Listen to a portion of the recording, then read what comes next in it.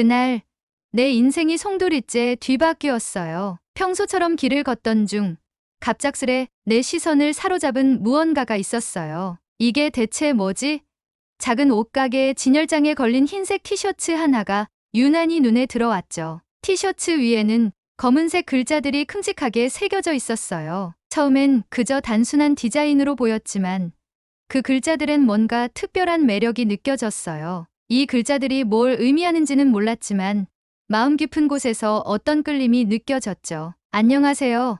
저는 엘리자베스예요. 저는 대학에서 언어학을 전공하고 있는데 그날 한글이라는 문자를 처음 접했어요. 당시에는 이게 단순한 문양일 거라고 생각했지만 그 글자들의 조화로움이 저를 완전히 사로잡았어요. 그리고 결국 저는 가게 안으로 들어가 그 티셔츠를 사버렸죠. 그 이후로도 계속 그 글자가 머릿속에 맴돌았어요. 집에 돌아온 후 그 글자가 무슨 의미일지 도저히 잊을 수가 없었어요. 그래서 인터넷에서 그 글자들에 대해 알아보기 시작했어요. 그렇게 해서 알게 된 것이 바로 한글이었어요. 이 글자들이 한국이라는 나라에서 사용되는 문자라는 걸 알게 된 순간 저는 한국에 대해 더 알아보고 싶은 강한 욕망을 느꼈어요. 특히 한글의 과학적이고 예술적인 구조에 매료되었죠. 그때부터 저는 인터넷을 통해 한국에 대한 정보를 더 찾기 시작했어요. 그러던 중 한국 드라마를 우연히 보게 되었고 그 순간 또 다른 세계가 열렸어요. 드라마 속에서 펼쳐지는 이야기들과 한국 사람들의 생활 모습, 그들의 문화가 너무도 흥미로웠어요. 특히 드라마에서 나오는 음식, 음악, 그리고 그들의 예의, 바른 태도와 같은 한국 문화의 다양한 측면들이 저를 더욱 매료시켰어요. 한국 드라마에 빠져들면서 자연스럽게 한국어를 배우고 싶다는 욕구가 강하게 들었어요. 드라마 속 등장인물들이 말하는 언어를 이해하고 싶다는 마음이 생긴 거죠. 그래서 저는 대학에서 한국어 수업을 듣기 시작했어요. 한글을 배우면서 한국어의 매력에 점점 더 빠져들었어요. 언어를 배우면서 한국 문화에 대한 호기심도 커져갔고, 그러던 중 학교 게시판에서 교환학생 프로그램 공고를 보게 되었죠. 한국에서 직접 언어를 배우고 문화를 경험할 수 있는 기회라니, 이건 운명이라고 느꼈어요. 부모님과 학교의 지원을 받아 저는 한국으로 떠날 준비를 하게 되었어요. 이제 한글의 고향에서 그 진정한 아름다움을 직접 경험해 볼 생각에 가슴이 두근거렸죠. 한국에 가기 전에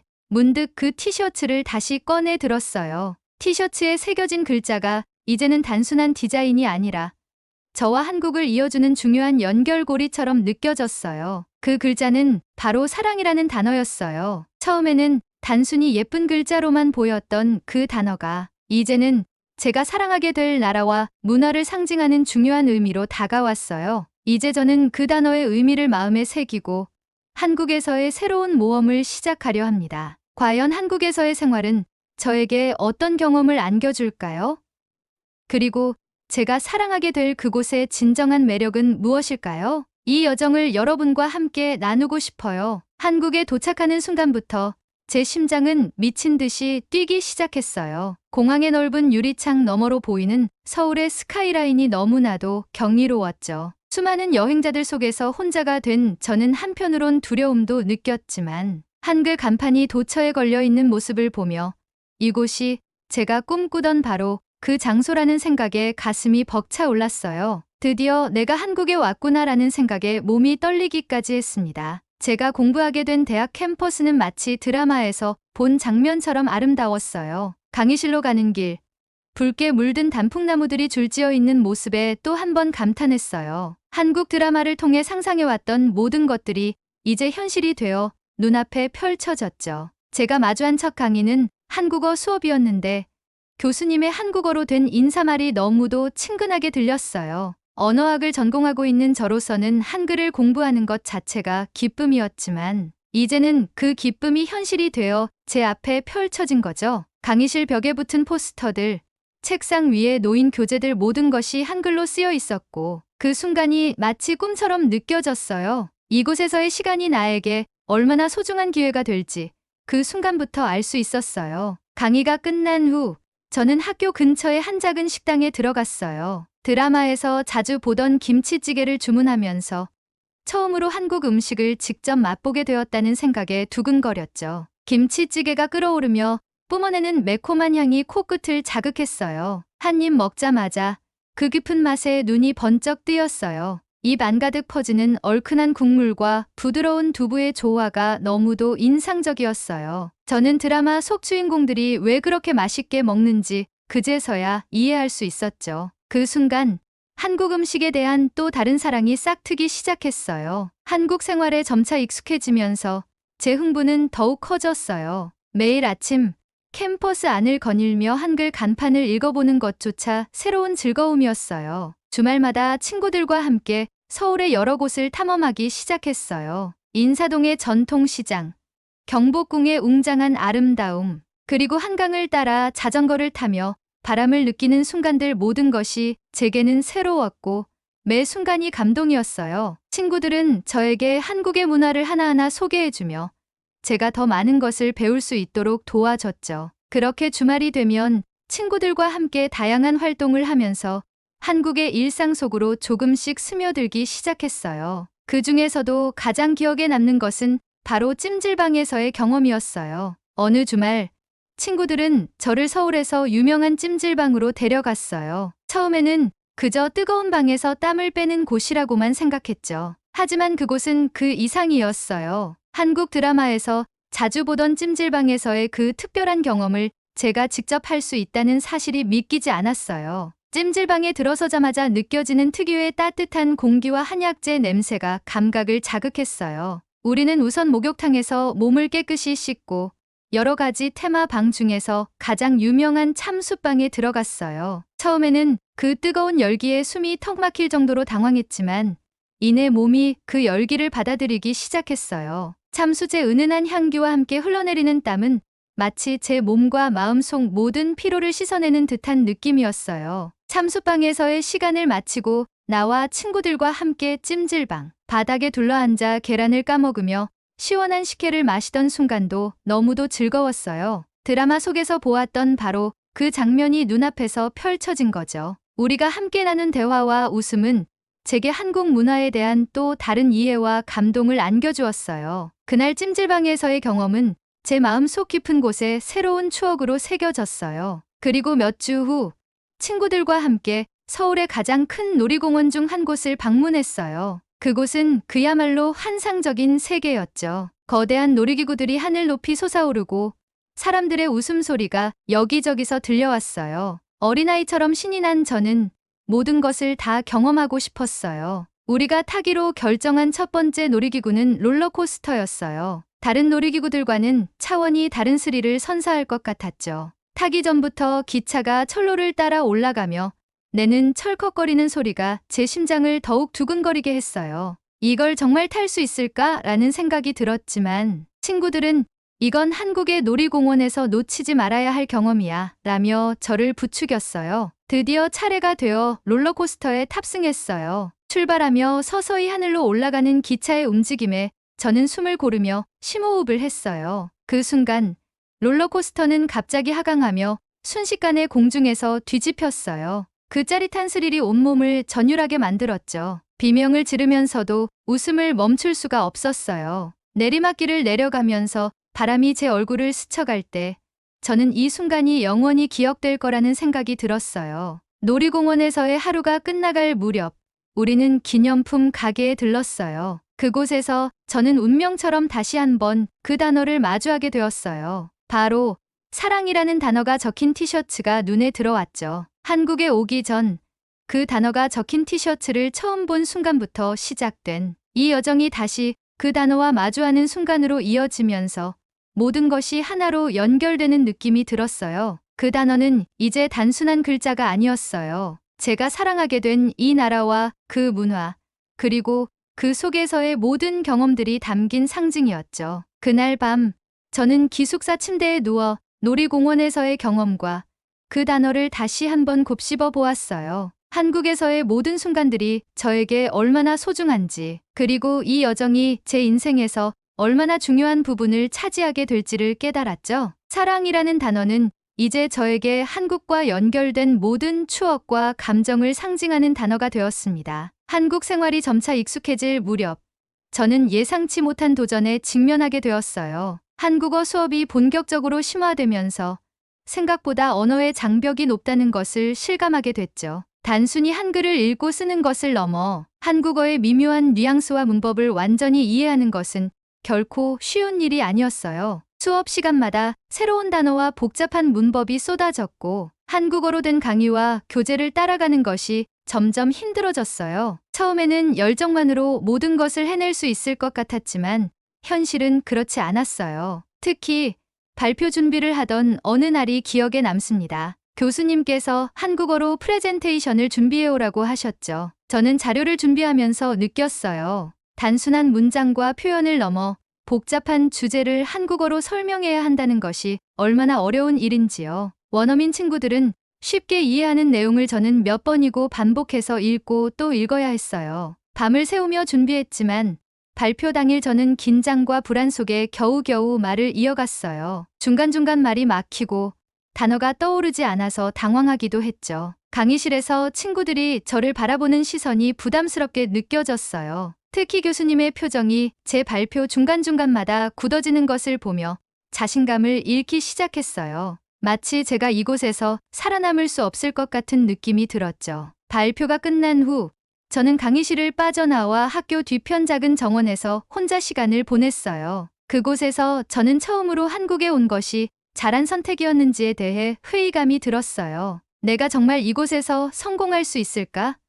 한글에 대한 사랑과 열정만으로 이 모든 것을 극복할 수 있을까? 한국어의 복잡함 속에서 길을 잃은 듯한 느낌이 들었어요. 그때 머릿속에는 집으로 돌아가야 할지도 모른다는 생각이 스치기도 했어요. 그날 저녁 친구들과의 약속도 모두 취소하고 기숙사로 돌아갔어요. 방 안에 혼자 앉아 있자니 그동안의 모든 노력이 헛되이 느껴졌어요. 침대 옆에 걸려있던 사랑이라는 글자가 적힌 티셔츠를 바라보며 이곳에 오기 전의 설렘과 기대가 이제는 무거운 현실로 바뀌었다는 것을 깨달았죠. 그 단어가 제게 주었던 따뜻한 감정도 지금은 그저 막막함 속에서 희미하게 사라져가는 것만 같았어요. 하지만 이대로 포기할 수는 없다는 생각이 들었어요. 한글을 배우겠다고 마음먹었던 그 열정과 한국에서 직접 문화를 경험하겠다고 결심했던 그 순간을 되돌아보며 다시 마음을 다잡아야 한다고 생각했죠. 제가 처음 이곳에 오게 된 이유를 다시 떠올리며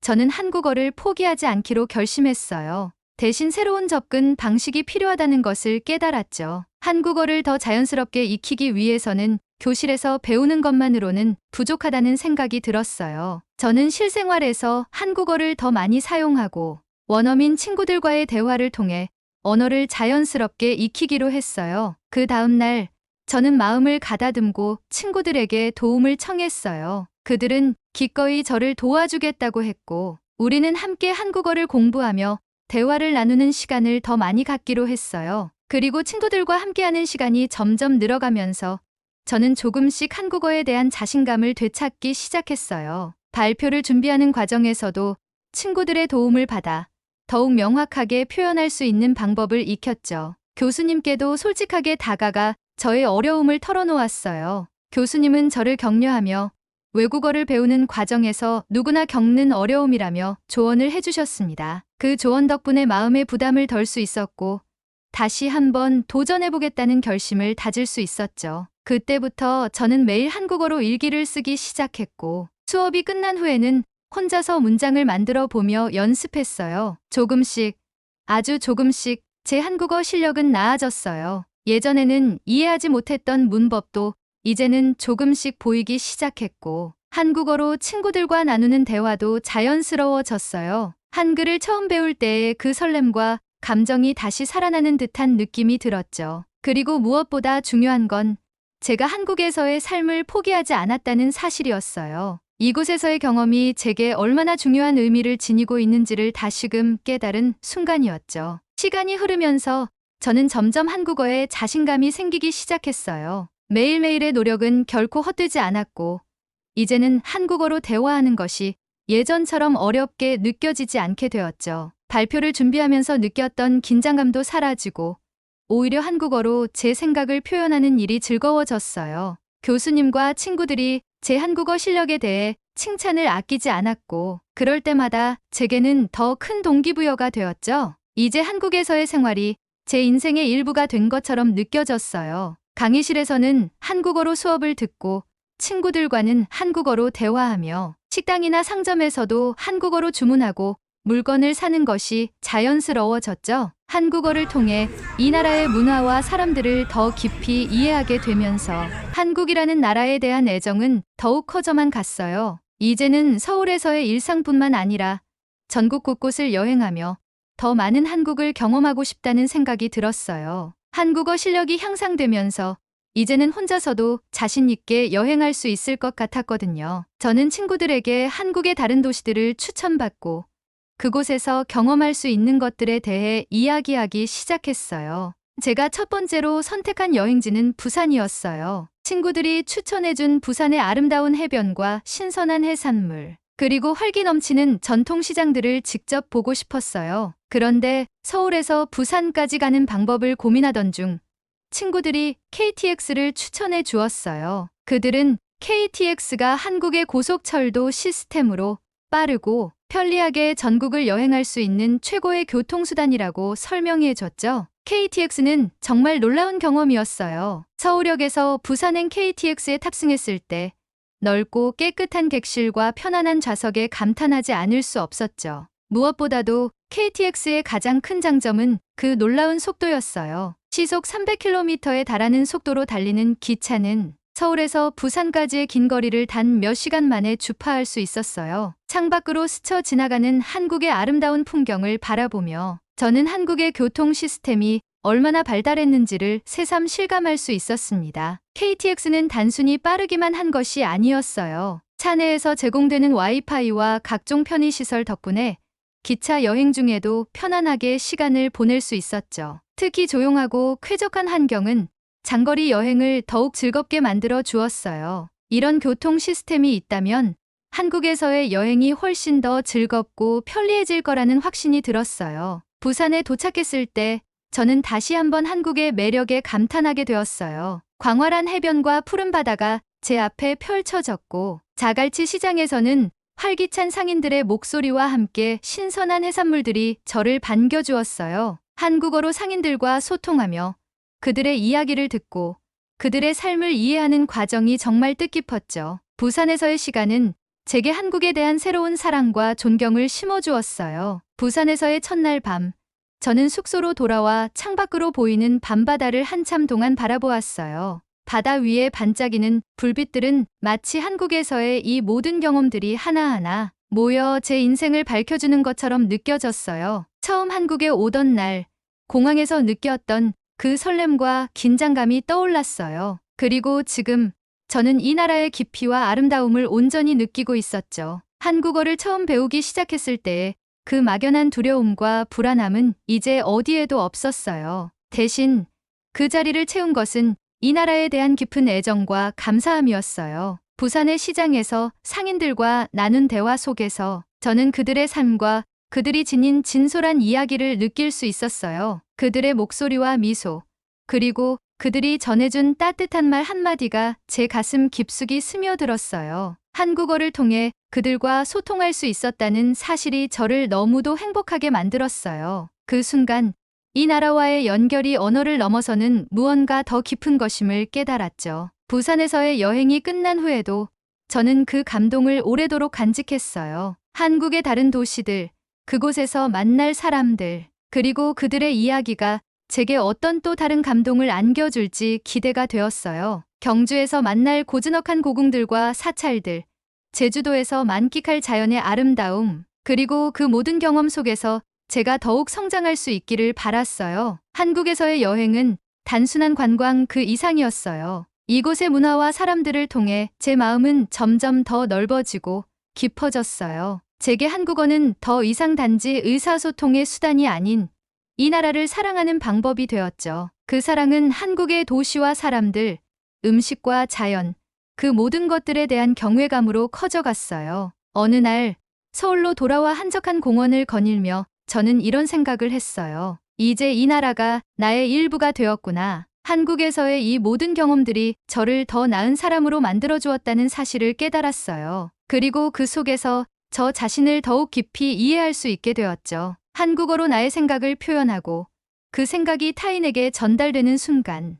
그 연결이 얼마나 소중한 것인지 새삼 느끼게 되었어요. 다음 여행지를 계획하며 지도를 펼쳐보았을 때 저는 이 나라의 또 다른 모습들을 직접 마주할 날이 기대되었어요. 매일 새로운 도전이 기다리고 있었지만 그 도전은 이제 두려움이 아닌 설렘으로 다가왔어요. 한국의 아름다움과 그 속에 담긴 따뜻한 마음들이 저를 끊임없이 끌어당기고 있었죠. 이 모든 여정이 끝나갈 때쯤 저는 분명히 더 강해지고 더 넓은 시각을 가진 사람이 되어 있을 거라는 확신이 들었어요. 그리고 이곳에서의 시간들이 제게 준 것은 단지 언어와 문화의 이해를 넘어서 세상을 바라보는 새로운 눈과 마음이라는 사실을 깨달았어요. 마지막으로 저는 그 티셔츠를 다시 한번 꺼내 들었어요. 사랑이라는 단어가 적힌 그 티셔츠는 이제 저의 이야기를 상징하는 중요한 물건이 되었어요. 이 나라와 그 속에서 만난 모든 것들에 대한 사랑, 그리고 그 사랑이 저를 이곳에 머물게 하고